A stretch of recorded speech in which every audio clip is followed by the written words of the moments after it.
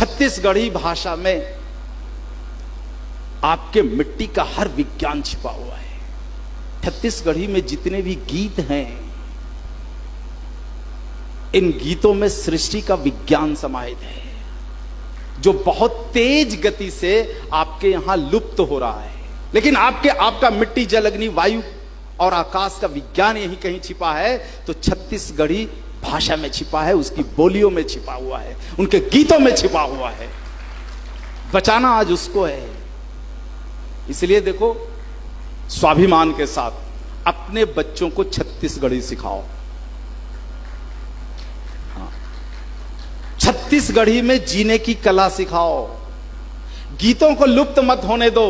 तो मेरा देखो विनम्रता पूर्वक निवेदन है आप सभी से, खास करके अभिभावकों से, कि घर में बच्चों से हिंदी मत बोलो, घर में बच्चों से छत्तीसगढ़ी बोलो।